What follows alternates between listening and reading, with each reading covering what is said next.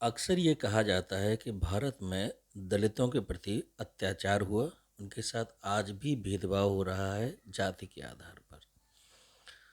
वास्तविकता में जो ये भेदभाव जिसको नाम दिया गया है वो मुझे काफ़ी हद तक लगता है कि वो भेदभाव शब्द जो है वो न्याय संगत नहीं है।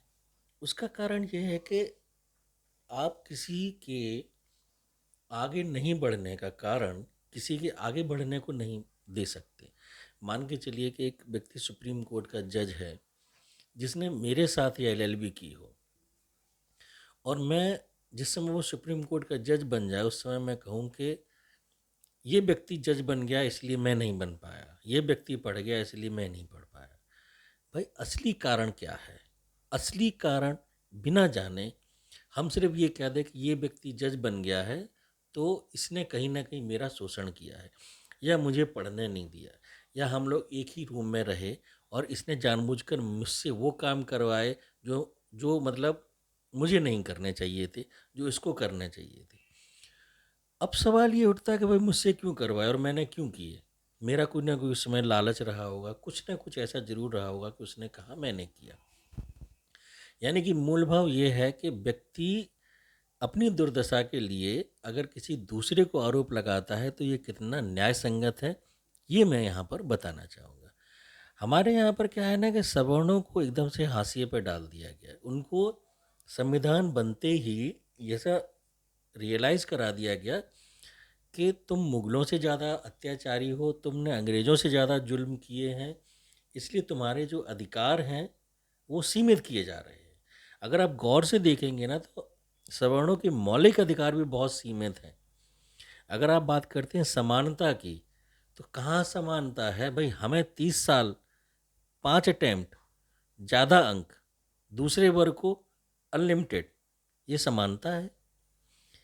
कानून के समक्ष सब समान है, कैसे समान है? अगर मेरे ऊपर कोई झूठा केस कर दे एससी एसटी का, तो वो केस मेरा शोषण नहीं है। ये सरकार नहीं मानती कि मेरा शोषण हुआ है। शोषण तो मैंने उसका किया है और वो न्याय के लिए आवाज़ लगा रहा है। पता चले 5 साल जेल में रहने के बाद पता चले कि भाई ये व्यक्ति निर्दोष है। विष्णु शर्मा जी का केस ऐसा ही था, बेचारे 20 साल जेल में रहे, पूरा परिवार नष्ट हो गया, बाद में पता चला वो व्यक्ति निर्दोष था। नोएडा में एक कर्नल साहब के ऊपर एक एसडीएम साहब ने की पत्नी ने आरोप लगा दिया। वो तो चलिए कर्नल थे इसलिए बच गए, सोचिए एसडीएम होकर के भी ये मानसिकता है इनकी। तो अगर मैं बात करूं कि सवर्ण आगे बढ़ गया इसलिए ये वर्ग आगे नहीं बढ़ पाए, तो सवर्ण कोई जाति आज की तो है नहीं। और अगर आप चाहे वैज्ञानिक दृष्टिकोण से देखें या आध्यात्मिक दृष्टिकोण से देखें, जिस समय सृष्टि की संरचना हुई होगी, चाहे हम मनु और शत्रुपा जी की बात करें, आदम और हब्बा की, किसी की भी बात करें या वैज्ञानिक तरीके से सोचें, तो उस समय तो सभी समान ही रहे होंगे। एक ही स्त्री पुरुष की संतान ही रहे होंगे। तो फिर सोचिए कि दूरियां कहाँ से आई हैं। दूरियां शुरू होने का कारण जो होता है वो होती है सोच, कर्म और नियत, इंटेंशन। मतलब जो हर व्यक्ति में अलग अलग है। अगर आप देखें तो जो जैसे जैसे किसी परिवार में जुड़वा बच्चे हुए, तो जुड़वा बच्चों को हो सकता है शक्ल एक जैसी हो, बिल्कुल रंग भी एक जैसा ही हो, आंखों का रंग भी सब चीज़ एक जैसी रहेंगी, लेकिन उनकी सोच, उनकी कर्म और उनकी नीयत अलग अलग रहेगी। अब हम बात करते हैं कि सवर्ण और दलित। देखिए दलित शब्द जो है किसी भी दृष्टि से आप देखो तो वो ठीक नहीं है, वैज्ञानिक दृष्टिकोण से भी नहीं और आध्यात्मिक से भी नहीं।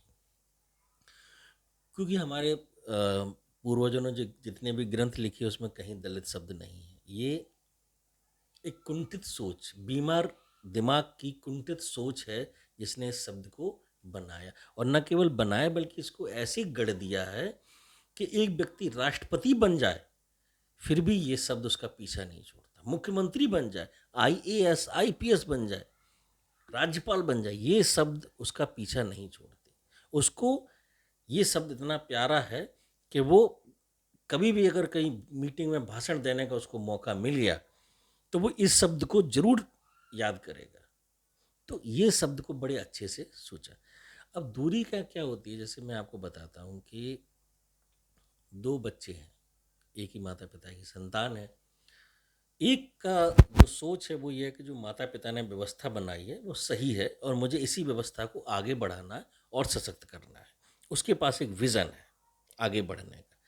एक है जिसको इस व्यवस्था से बहुत दिक्कत है, वो इस व्यवस्था को ख़त्म करना चाहता है, लेकिन प्रॉब्लम उसके साथ ये है कि वो इतना भ्रमित है कि उसके पास उस व्यवस्था का अल्टरनेट नहीं है।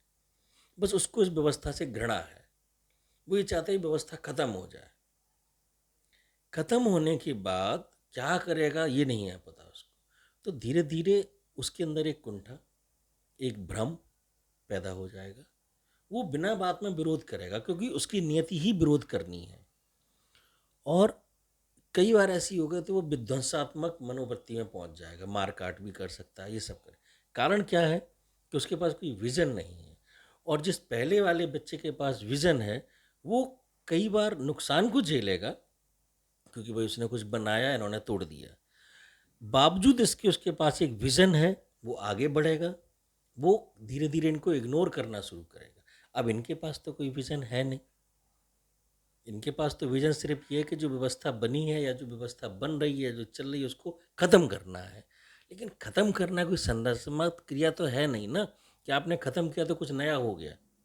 आपने ख़त्म किया मतलब आप अपनी ऊर्जा को नकारात्मक जगह ले जा रहे हो, आप अपनी ऊर्जा को ख़त्म कर रहे हो और आपके पास आगे बढ़ने का कोई रियल विज़न नहीं है। अब क्या है कि जिसके पास विज़न है वो धीरे धीरे आगे बढ़ेगा। आप उसकी चीज़ों को ख़त्म करते रहे, तोड़ते रहे, बुरा बोलते रहे, ऊर्जा आपने ख़त्म की और आप वहीं के वहीं या और पीछे आ गए। अब नतीजा क्या होगा कि वो व्यक्ति तो समाज में आगे बढ़ जाएगा और आप उसी जगह पड़े रहोगे जहाँ से वो व्यक्ति उठा था। तो प्रॉब्लम आपको फिर से आएगी। अच्छा, अब क्या है कि ये चीज़ें जो हैं आपके दिमाग में, इस वर्ग के दिमाग में ऐसी ही नहीं है। कुछ लोगों ने देखा कि इसको करने से बढ़िया दाल रोटी चलेगी, यानी रबड़ी रायते के साथ में। आप देखिए सोशल मीडिया पे, फेसबुक पे, इंस्टाग्राम पे, यूट्यूब पर ऐसे ऐसे दलित चिंतक हैं, ऐसे ऐसे पॉइंट निकाल के देते हैं जो आपको लगेगा वाकई में कितना सही है। लेकिन अगर उन्हीं दलित चिंतक से ये सवाल पूछ दिया जाए कि भाई आप भी तो उसी कम्युनिटी के हैं, आप बढ़ के यहाँ तक आ गए कैसे? कौन सी ऐसी आपने जड़ी बूटी खाई, कौन सा आपने ऐसा तप किया कि आप तो वहाँ से उठ के यहाँ तक आ गए, आपके बच्चे भी आगे बढ़ रहे हैं और जिनके लिए आप इतने चिंतित हैं वो वहीं के वहीं पड़े हुए हैं। वो वास्तव में नहीं चाहते हैं कि वो व्यक्ति उठ के इनके बराबर में आए, क्योंकि अगर वो सच में चाहते तो जब आरक्षण वर्गीकरण की बात हो रही थी तो इन दलित चिंतकों को उसका समर्थन करना चाहिए था। जैसे सवर्ण और दलित का जिस समय, दलितों को रिजर्वेशन की जिस समय बात हो रही थी, सवर्णों ने विरोध नहीं किया। कारण उसका ये था कि उनको लगा कि चलिए अभी सारे जगह पर हमको मेहनत करनी पड़ रही है, कुछ जगह ये संभालें, कुछ हम संभालेंगे, मिलाकर मिल करके देश को आगे बढ़ाएंगे। लेकिन हुआ क्या, आरक्षण मिला और बजाय देश को आगे बढ़ाने के इन्होंने सवर्णों से ही लड़ना शुरू कर दिया, यानी अपनी ऊर्जा को गलत दिशा में खर्च कर रहे हैं। रिजल्ट क्या हुआ, सवर्णों ने इनको इग्नोर करना शुरू कर दिया। इग्नोर इसलिए करना शुरू कर दिया भाई सवर्णों के पास तो सरकारी सहयोग नहीं है, सरकारी आरक्षण भी नहीं है, आयु में भी छूट नहीं है, सीमित समय में कम अटेम्प्ट में आगे बढ़ना है, अंक भी ज़्यादा लाने हैं। तो इन्होंने कहना शुरू किया देखो हमारे साथ जातिगत भेदभाव आज भी होता है। भाई जातिगत भेदभाव आपके वर्तमान के कर्मों से हो रहा है, कोई जातिगत द्वेष थोड़ी नहीं है। अगर द्वेष होता तो हम लोग रहीमदास जी, रविदास जी, कबीरदास जी के भजन क्यों सुनते? बात यहाँ विचारों की है, बात यहाँ नियति की है, बात यहाँ कर्म की है, सोच की है। आपको हमारा साथ देना चाहिए था इस देश को आगे बढ़ाने में, तो आपने क्या सोचा, ये देश तो हमारा है ही नहीं, ये देश तो सवर्णों का है, हम जितना लूट सकते हैं, छीन सकते हैं, खींच सकते हैं, खींच लो। अरे भाई खींचने के लिए तो पूरा ब्रह्मांड पड़ा है, खींचो उसको। आपस में खींचातानी करने से तो चीज़ें टूटेंगी और टूट ही रही हैं। तो मैं बात कर रहा हूँ दलित चिंतकों की। तो दलित चिंतकों का क्या काम है, उन्होंने देखा कि ये वर्ग जो है आज इंटरनेट खूब यूज़ कर रहा है, यूट्यूब से फेसबुक से कमाई हो रही है बहुत, इनको वो चीज़ें सुनने में अच्छी लगती हैं जो इनके दिमाग में भर दी गई हैं कि सनातन धर्म में भेदभाव है, तुम्हें गुलामों जैसा रखा गया। तो इन दलित चिंतकों का एक ही काम है, ब्राह्मणों की बुराई करना, सनातन धर्म की बुराई करना, महापुरुषों के प्रति अपशब्द कहना। और इनके फॉलोअर्स लाखों में हैं, एक एक वीडियो पे लाखों का व्यू आता है। अब आप सोचिए कि लाखों करोड़ों रुपए ये कमाने वाले, जिस समय रांची आईआईटी में एक दलित बच्चे का सिलेक्शन हुआ, उसके पास फीस देने के लिए पैसे नहीं थे, उसने सुप्रीम कोर्ट का दरवाज़ा खटखटाया, एक भी दलित चिंतक ने ये नहीं कहा कि मैं फीस दे दूंगा। और फीस पता कितनी थी? 7,500 रुपये। कोई दलित चिंतक फीस नहीं दिया। आप सोचिए इस बात को कि जिन दलित चिंतकों के यूट्यूब के वीडियो देख देख के आप लोग ब्राह्मणों को, सवर्णों को गालियां दे रहे हो, वो कभी ज़रूरत पर काम नहीं है। ऐसा ही एक केस हुआ था इलाहाबाद यूनिवर्सिटी में, एक लड़की का सिलेक्शन हुआ, फीस नहीं थी, तो इलाहाबाद कोर्ट के वकील साहब ने अपनी जेब से पैसे दिए, एक में जज साहब ने दिए। और इत्तेफाक की बात यह कि एक शर्मा जी थे, एक चौहान थे। तो जिस समय दलित को, वास्तविक दलित को जिस समय जरूरत पड़ी, उस समय सवर्णों ने आगे बढ़ के साथ दिया है। लेकिन बस प्रॉब्लम क्या है, आप किसी भी धर्म को मानो, कोई प्रॉब्लम नहीं है भाई, बस जिस धर्म को हम मानते हैं उसकी बुराई मत करो। उसकी आप बुराई करोगे तो हम आपको इग्नोर कर देंगे। हमारे पास समय नहीं है कि हम आपसे लड़ें, हम आपसे उलझेंगे नहीं, कदापि नहीं, बस इग्नोर मार देंगे, क्योंकि हमें और भी काम है। हमारी सोच भारत को भी आगे बढ़ाने की है, विश्व में भी शांति हो। हमारे यहाँ जब भागवत कथा होती है तो समुदाय भवाना बात नहीं करती, प्राणियों में सद्भावना हो, विश्व का कल्याण हो। सद्भावना और कल्याण, ये पूरे ब्रह्मांड के लिए हम बात करते हैं। अब बात करते हैं हम कि सवर्ण कौन है। सबसे बड़ी समस्या ये है, सवर्ण देखिए कोई वर्ग विशेष नहीं है, ये एक सोच है। और अगर हम सरकारी व्यवस्था की बात करें वर्तमान में, तो ये जनरल सामान्य टुच्चा मुच्चा। लेकिन लेकिन इसको सामान्य वर्ग का जंतु बनाने के बाद भी इसने अपनी योग्यता, अपनी पुरुषार्थ और संसार के सृजनकर्ता भगवान की दम पर हर मुश्किल को पार किया है, विषम से विषम परिस्थितियों में जूझा है, लड़ा है, आगे बढ़ा है। अब बस अच्छा ये है कि ये जब असफल होता है ना, तो न रोष करता है, न किसी को दोष देता है। अब देने लगे, मजबूरी है भाई। अब इसलिए देने लगे हैं कि भाई असली कारण जो है वो यही है। जब लोगों ने देखा कि भाई हमारे नंबर 80 आए, हमारा सिलेक्शन नहीं हुआ, एक व्यक्ति माइनस में हो गया, तो यहाँ तो दोष देना पड़ेगा ना उस व्यवस्था को, जिसने एक नाकारा निकम्मे जो माइनस में है उसको शिक्षक बना दिया। एक व्यक्ति इसके 80 नंबर आए, वो अयोग्य हो गया। कैसी व्यवस्था है? इस व्यवस्था पर सवर्णों को देखो कोई विशेषाधिकार तो कभी थे नहीं, चाहे वो ब्रिटिश काल रहा हो, चाहे मुगलों का रहा हो, या वैदिक काल रहा हो। सवर्णों का ये था कि ये एक सोच है जिसने बनी बनाई व्यवस्था को आगे बढ़ाया। बनी बनाई व्यवस्था मतलब प्रकृति का संरक्षण करना, जिसने ये सृष्टि की रचना की है उसका सम्मान करना, उसके प्रति कृतज्ञता व्यक्त करना, सूर्य का सम्मान, पृथ्वी का सम्मान, वरुण देवता का सम्मान, वायु का सम्मान, ये जितने भी तत्व से उसकी खेती होती थी, उसका पेट भरता था, उसने सबका पूजन शुरू किया। आप ये देखिए, जिस समय ये सब शुरू किया होगा उस समय तो इनको पता भी नहीं होगा कि हम किसकी पूजा कर रहे हैं। वर्षा हुई तो इन्होंने वर्षा को धन्यवाद देना शुरू किया कि आपकी वजह से हमारे, मतलब जहाँ से भी इस वर्ग को कुछ भी मिला है, इसने बदले में सम्मान जरूर दिया है, इसीलिए ये सवर्ण है। तो हम बात करते हैं कि सवर्ण क्या है। सवर्ण वास्तव में सामान्य वर्ग का जंतु है, और इसने अपनी योग्यता के बल पे हमेशा अपना स्थान बनाया। इस स्थान, जब स्थान योग्यता के बल पे बनता है तो लोग सम्मान देते हैं, लोग आप पे भरोसा भी करते हैं कि आप इस परिस्थिति से उनको निकाल लेंगे, इस चुनौती से उनको निकाल लेंगे।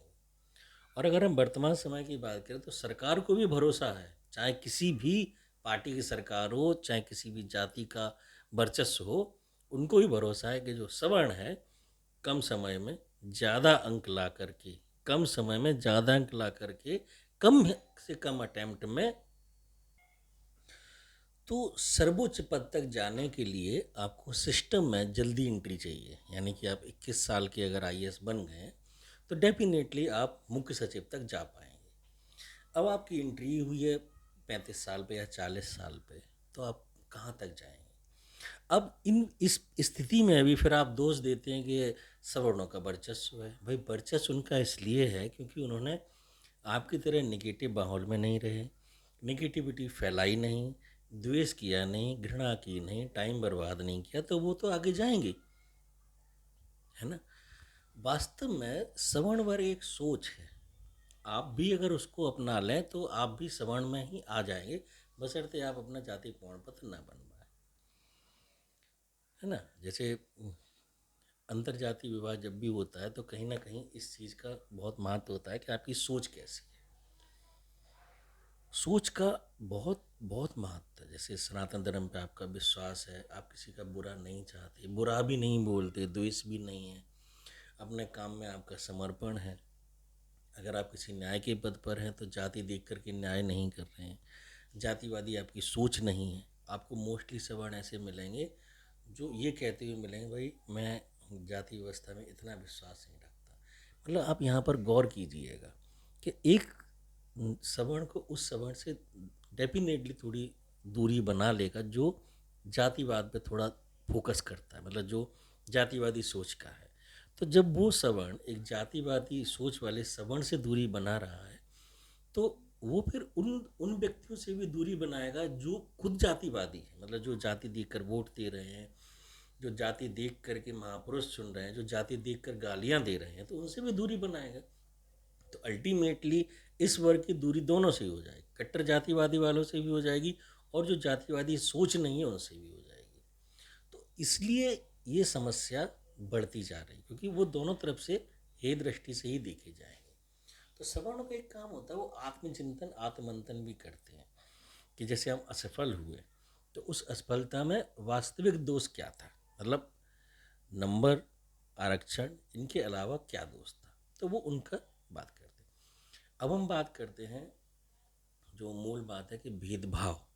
तो जो भेदभाव की बात की गई है, मुझे लगता है कि ये जो शब्द है ये न तो न्यायपूर्ण है न तर्कपूर्ण है। भेदभाव का मतलब अगर स्पष्ट रूप से देखा जाए तो वो है जो संविधान में वर्णित है, कि स्पष्ट लिखा हुआ है कि भाई इन वर्ग के लोगों को ये मिलेगा, इन वर्ग के लोगों को ये नहीं मिलेगा। इसको आप भेदभाव कहेंगे जो ऊपर से आ रहा है। मैं आपके साथ अगर सही से बोलूँगा तो आप मेरे साथ सही से बोलेंगे, मैं आपके साथ सही से नहीं बोलूँगा तो आप मेरे साथ नहीं बोलेंगे। प्रॉब्लम है? नहीं है। प्रॉब्लम कहाँ पर आएगी?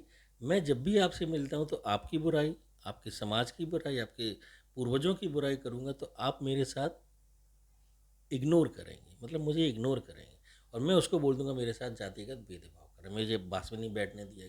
पास में बैठने तब तो मुझे विचार मिलेंगे, भी तो मिलने ही नहीं है। तो असली बात क्या है कि सवर्णों को अपने अस्तित्व की रक्षा करनी है। अस्तित्व की रक्षा करने के लिए उसको थोड़ा पूजा पाठ भी करना है, उसको अपने धर्म पर भी फोकस करना है, उसको पढ़ाई भी करनी है कम अंकों वालों के आगे रहने के लिए। तो तकरार जो है वो सिर्फ अस्तित्व की है। पहले उनको जब उकसाया गया था तो उनको यही कहा गया, भाई तुम्हारे महापुरुषों की मूर्तियाँ नहीं हैं, तुम्हारे ही महापुरुष है, तो खोज खोज के महापुरुष लाए। लेकिन आपने खोजे तो तभी होंगे ना जब इतिहासकारों ने का कहीं पर जिक्र किया होगा। अगर दबा देते तो कहाँ होता। सोचिए एकलव्य और संभोग जैसी जो पात्र हैं उनको भी रखा गया, कारुणिक और वैलिक को भी रखा गया। ऐसा नहीं कि किसी को हटा दिया गया हो, ये नेगेटिव चरित्र है। आज के हालात अलग हैं। आज तो इस वर्ग का बस चले तो ये सवर्णों के पूरे महापुरुषों की लिस्ट ही गायब कर दे, इतिहास को ही ख़त्म कर दे। तो मामला जो है ना वो सिर्फ अस्तित्व का है। अब होता क्या है कि हम हमारे अस्तित्व पर जब युद्ध होता है तो हम लड़ते नहीं हैं।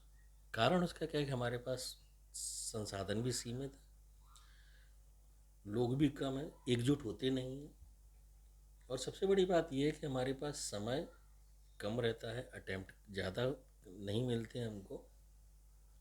तो हमारा अस्तित्व बचा रहा है, इसके लिए हम क्या करते हैं, हमारे ऊपर जो वैचारिक हमला होता है हम उसको इग्नोर कर देते हैं। इसकी एक्चुअली प्रेरणा कहाँ से मिली? इसकी प्रेरणा ऐसी मिली कि एक बार किसी ने बात ऐसी चली कि ये बातें किसके लिए हैं, जैसे मनु महाराज ने कुछ कहा या तुलसीदास जी ने कहा, तो एक संत जी थे तो उन्होंने ये बोला कि भाई ये बातें उनके लिए हैं जो भगवान के भक्त हैं, सबके लिए थोड़ी नहीं, आप इसमें क्यों पूछ रहे हैं? तो ऐसे ही ये हुआ कि जब इन वर्ग के लोगों ने जब सनातन धर्म की बुराई करना शुरू किया, तो सनातन धर्म के अनुयायियों ने सोचा भाई ये अपने वर्ग के लोगों के लिए कह रहे हैं, हमको क्या लेना देना, हम क्यों विरोध करें, कहने दो, इनको बोलने की स्वतंत्रता है तो बोलो। तो हुआ ये कि समुदाय अलग अलग हो गए, यानी पैरेलल सोसाइटी बनती जा रही है। एक सामान्य वर्ग यानी सवर्ण वर्ग है, एक इनका वर्ग है। ये कुछ भी बोलते हैं, हमको कोई मतलब नहीं, लेकिन हमारे यहाँ जो बोला गया है वो इसको ले लेकर, जैसे प्रतीकात्मक रूप से कहा गया कि ब्राह्मण जो है वो भगवान के मुख से उत्पन्न हुआ। मुख से उत्पन्न का मतलब ये था कि वो शिक्षक, मतलब मुँह से ही बोला जाएगा तो शिक्षक भी है और पूजा पाठ भी करता है, तो वो सारे काम कर्मकांड मुँह से ही। युद्ध करना है तो हाथों की जरूरत पड़ेगी, तो क्षत्रिय को वहाँ से बता दिया कि वो क्षत्रिय है। इस तरह से पूरा प्रतीकात्मक रूप से चित्रण किया है। जैसे अगर हम भारत का भी वर्णन करते हैं ना, तो हिमालय मस्तक है ना, तो अब मस्तक वैसे थोड़ी नहीं है, मस्तक का मतलब ये कि ऊपर है इसलिए वो मस्तक है। रंग केसरिया है, ये सब चीज़ें तो प्रतीकात्मक रूप था, प्रतीकात्मक चित्रण था, लेकिन इसका भी उपहास किया जाता है, मुखपुत्र, मुखपुत्र कह करके। तो आप जब उन्हीं का उपहास कर रहे हो तो वो कैसे आपके साथ में सामंजस्य बिठाएंगे?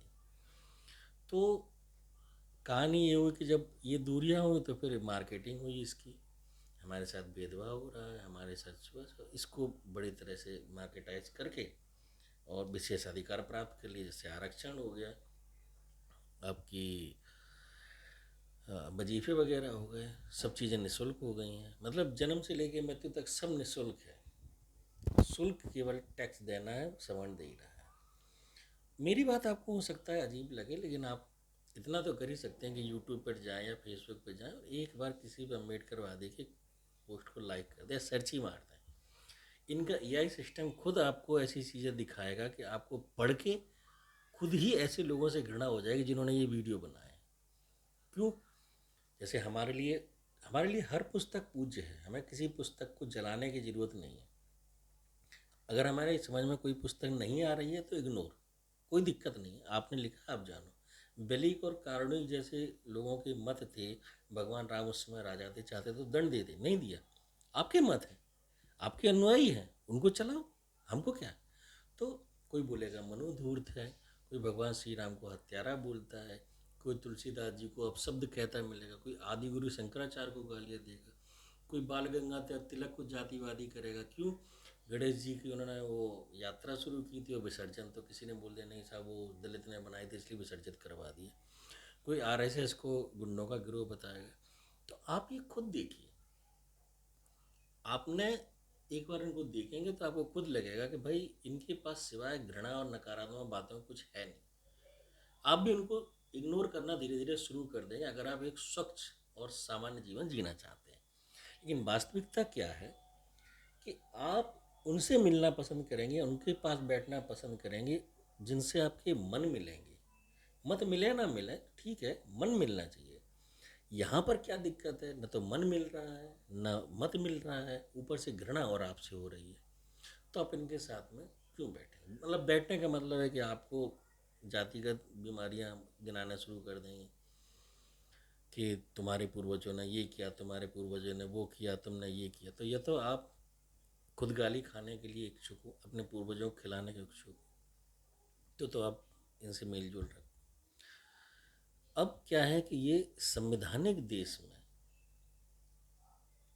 छुआछूत, अस्पृश्यता जैसे शब्दों को महिमा मंडित कर दिया और इस जो दूरी को जो है इन शब्दों से प्रेरित करके बोला कि भाई सवर्णों को हंसी पर ढकेल दो। लेकिन योग्यता को आप कैसे, योग्यता का विकल्प क्या है? अगर कोई व्यक्ति योग्य है, चाहे वो किसी भी जाति का हो, तो सवर्णों को कभी कोई दिक्कत नहीं होगी। लेकिन आप योग्य हैं तब ना।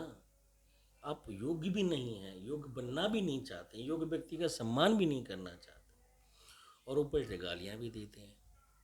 तो ऐसे लोगों के साथ तो दूरियां बननी ही बननी। कुछ मैं आपको बताता हूँ। जैसे जैसे आप देखिए कि जेएनयू में भी आया था ब्राह्मण भारत छोड़ो, बनिया भारत छोड़ो। फिर आप लोग यूरेशिया से आए हो, यूरेशिया भेज देंगे, हम यहाँ के मूल निवासी हैं। एक भाई साहब तो चुनाव के टाइम पे बोल दिए थे भूरा बाल साफ करो, मतलब भूमिहार राजपूत, उसमें कायस्थ भी थे, हमारी बिरादरी के भी। उत्तर प्रदेश में तिलक तराजू और तलवार, इनको मारो जूता चार। अब ऐसी विचारधारा वालों के साथ आप सामंजस्य बिठा सकते हो तो बिठाओ।